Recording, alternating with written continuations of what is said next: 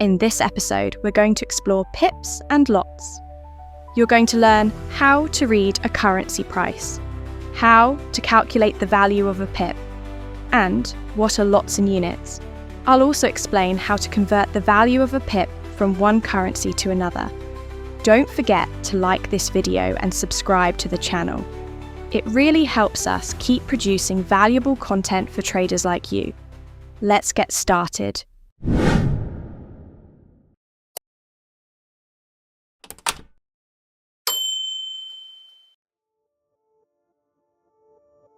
Let's start with explaining the price you see on a chart. Currencies are quoted in relation to another currency. This example shows the current price of Euro-US dollar. The green and red candles show how the currency price changes over time, with the most recent candle on the right-hand side. The left-hand scale shows the currency price. Following the dotted line from the last candle to the price scale shows that the current price of this currency is 1.17748 US dollars. So, how does this relate to the pip? Pip stands for percentage in point, and it's the unit of measurement to represent the change in value of a currency pair. The euro on the left is called the base currency and is the reference currency. The US dollar on the right is called the quote currency or counter currency. This is saying that 1 euro equals 1.17748 US dollars. It's a ratio that describes the amount of the quote currency needed to buy one of the base currency. The quote currency is the number you see on the chart. So, for all currency pairs where the Japanese yen is not the quote currency, one pip is a one-digit movement of the fourth decimal place of a currency pair. To help you out, the pip is always shown in blue in all of the examples. Let's look at a quick example. If we use the currency price from the previous example and add one pip, this would be the new price. It's a one-digit change of the fourth decimal place. Here's a handy picture to help you learn how to read the pips. So, if the price increased by 100 pips, the number would read 1.17890. Some brokers add an extra digit to the price for more accuracy. This is 1/10 of a pip and is shown in purple. It's called a pipette or fractional pip. Before we move on, let's look at a quick example of how you might use this new information. This chart shows the currency pair Euro-US dollar. Let's pretend we bought the currency at the price of 1.16890 US dollars. The price then increased to 1.16946 US dollars, and we sold, cashing in our profit. We subtract one from the other to find the difference between the two prices. This equals 0.00056. We've just made 5.6 pips. Let's take a look at an example where the Japanese yen is the quote currency. One pip is a one-digit movement of the second decimal place of a currency pair. As before, this is shown in blue. Here's another handy picture to help you learn how to read the pips. Again, some brokers add an extra digit to the price for more accuracy. This is 1/10 of a pip and is shown in purple. It's also called a pipette or fractional pip.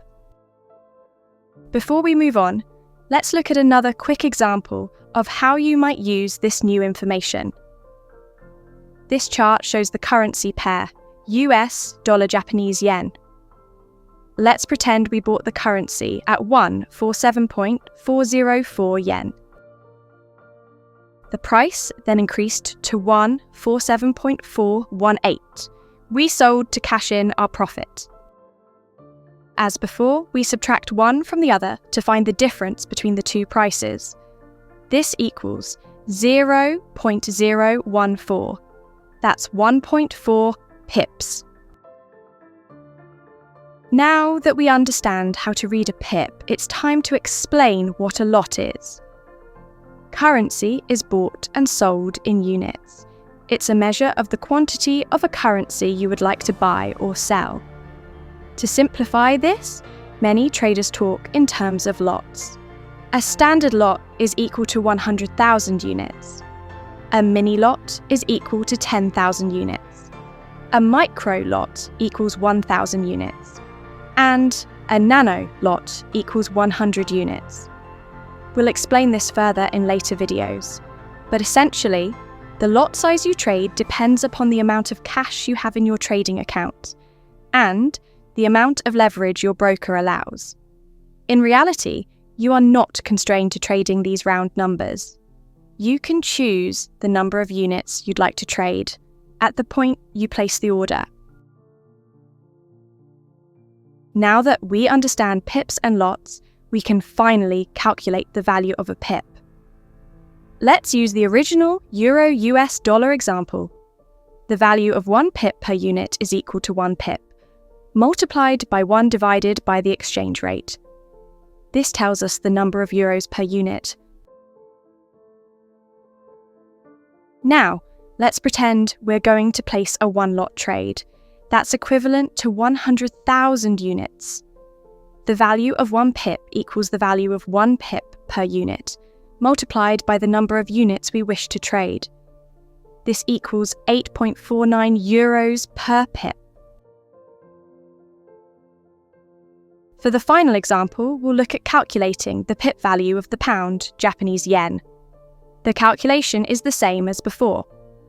The value of 1 pip per unit is equal to 1 pip, multiplied by 1 divided by the exchange rate. This tells us the number of pounds per unit. As before, let's pretend we are going to place a 100,000 unit trade. The value of 1 pip equals the value of 1 pip per unit, multiplied by the number of units we wish to trade. This equals 6.79 pounds per pip. So, now you understand how to calculate the value of a pip.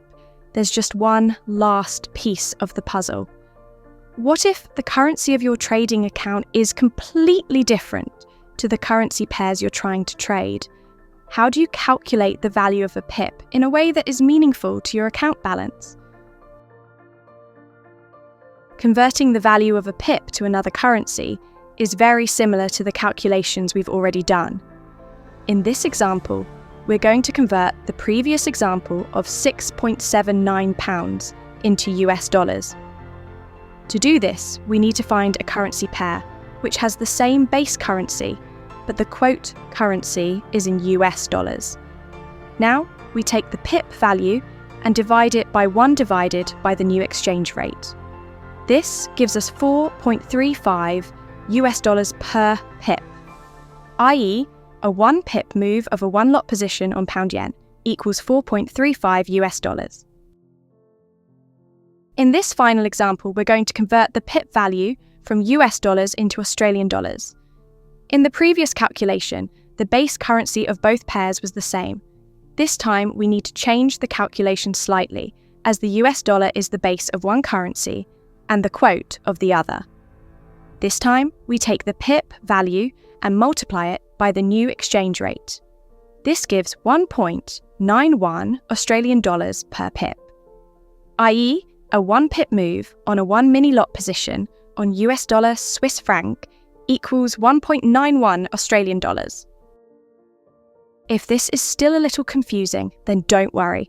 There are many free calculators online which can do this calculation for you. The important part is that you now understand what can affect the value of a pip and that lot size plays an important role in the calculation.